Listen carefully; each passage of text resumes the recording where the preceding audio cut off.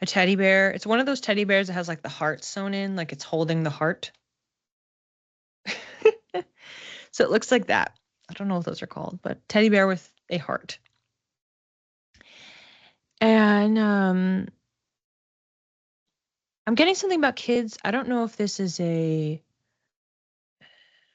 thoughts or things around kids or grandkids. I don't know what stage of life you're at. Or if it's about nostalgia, because I'm getting a lot of stuff around that too. So it could be both ways. So maybe you do have children in your life that you are connecting with and it's triggering some nostalgia, or it's separate and it's something around reflecting on your childhood. But it seems like it's kind of happening regardless whether there are actual kids in your sphere or not. I'm getting sometimes it is healthy to look back. I don't know what kind of relationship you have with your childhood, how you view it. I know that there can be framing for some people, childhood or not, of if you have too much nostalgia, if you're looking back so often, then how can you live in the present? But again, the message here was sometimes it can be healthy to look back. There are insights. We can always learn from history. We can always see something a little bit differently, see something in a new light. Maybe we've been looking at a certain experience or memory that we've relived 100 times and we always had this really negative spin on it or rosy colored spin on it. And suddenly something shifts one day and we see it. Not even that we're seeing it for what it is, because sometimes there is no what it is. It's all about how you are perceiving what has happened in the grander arc of your life. So I'm just getting a lot on memories and reflections, how things are framed. I'm seeing an hourglass now. There's this sensation as if like you have an eye on the clock of the passage of time, or is time running out? I'm not really sure which way this is going for you, or maybe it flip-flops, but it's okay. We we often encourage people the value of living in the present and like being in the present moment, but I just keep getting like there is value in looking back in a different way, in a new way, because you get some perspective out of it.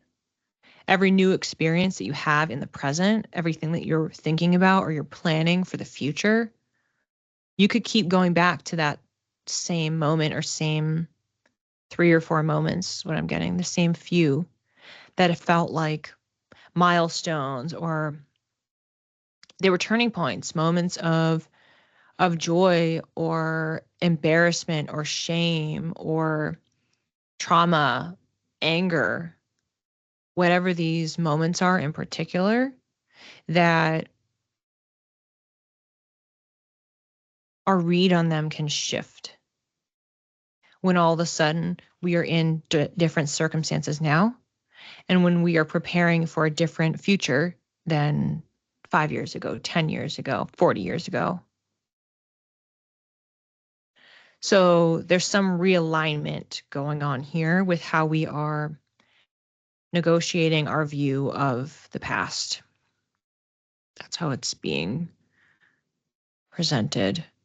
When I ask about any particular practices or things to do or time to spend, this feels like it's free form. It's even what we were talking about with the last readings. If your mind is wandering to some memory rather than questioning, why am I thinking about that? That's horrible.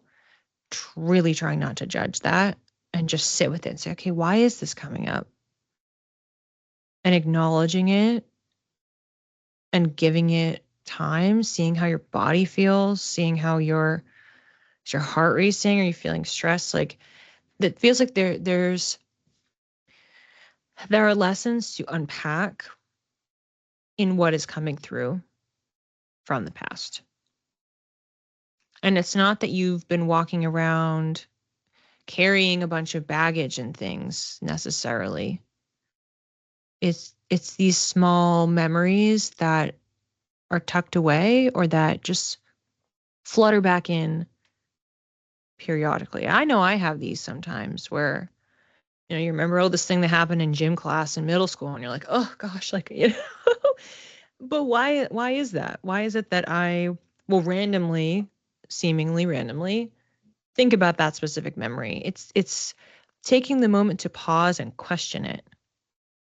Why is it that I keep going back to those moments? What situation am I in? Is there a pattern with every time this comes up?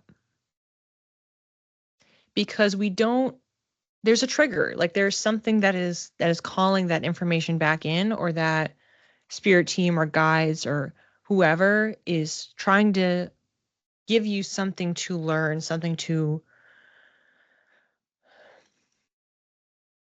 reason with, is how it's coming in. And we can't decipher what the lessons are unless we can sit with the discomfort. And I'm also getting that even if it's a happy memory, seeing if that was one of those examples of being a little rosy-eyed about it, that maybe there was something else going on. Is there any sort of a denial information that you've learned in recent years or decades that would make you feel that you should be rewriting those happy memories, but there's resistance to doing that? That it just feels like, again, I said the word negotiation before. It feels like there's some sort of a negotiation here between the realities of your past versus the present. And sorting through all of that helps you move forward.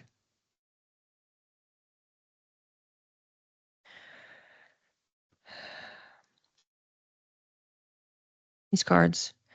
First quarter moon in Virgo. Assess the situation. So pretty much what I was just talking about. You're looking at everything. Am I taking it at face value? Am I applying the, for lack of a word, level of scrutiny that's required to fully break this down, to fully understand it, to recategorize as needed?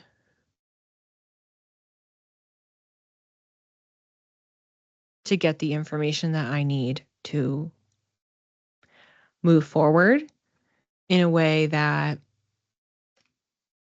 will give me more peace and connect me to joy. Like, this work is not done by just going back and looking at it and it's like, oh, that made me feel bad. Great. Problem solved. Like, feels like there's some steps here. There's some steps here to the assessment. I do have a few rewrite memories, unfortunately shaped who I am. Yeah. But that's what I'm getting, is it doesn't have to be unfortunate, because it is part of who you are. So there's encouragement here to just go through each of these memories that pop, the ones that the ones that are already coming to mind, and others that you're not realizing are happening. I'm getting, potentially, if you want to create some sort of a little bit of a memory log, you could do that. So if you're walking around, just developing the habit of what's popping up. Let me write the thing down, and then write down what was I just doing. And giving it something that is slightly disconnected from you because it's outside of you. It's written. You can look at it objectively to try to identify, is there a pattern here? And then, yeah, however you want to approach it. It could be journaling. It could be talk therapy, whatever it is, just sitting in reflection, thinking about how you are holding these memories. And it's not a discussion of, well, is it as bad as I think it is? Do I have to make it better? No, no, no. If it is a bad thing that happened, it is a bad thing that happened. It doesn't have to be relitigated. But it's about your relationship with the past. trying to identify maybe a little bit of a pattern, but knowing for sure what the memories are to kind of hit, the ones to really sit with. Okay, this keeps coming up over and over again. This is how I feel every time I'm flooded with this. There's a lot of steps here. It's identification, it's assessment from the practical objective lens, and it's checking in on your feelings, checking in on your body.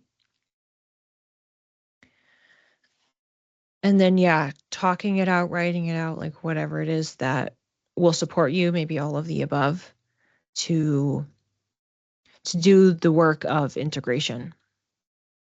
Because yeah, the memories have shaped you, but how can you make sure they are not like clouding things at all for you or holding you back in some capacity from your next up level, your next growth opportunity? Doesn't mean, as I said before, doesn't mean that you're spinning every quote unquote bad thing into something that's great. It's not, that is not the goal here. But kind of go, yeah, we had the card earlier, full moon Sagittarius. It was like seeing the big picture. This is card number 2 stuff. Heavy, but it's card number 2 stuff. So what is the pattern here? What's going on?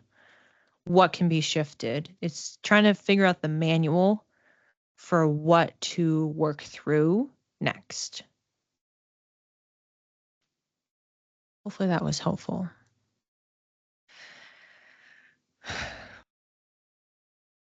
You're welcome. Yeah, thank you all for joining. Every reading is different every week. And it's not even just because we have different people coming in for the individual readings, but whatever's going on with the collective is always shifting.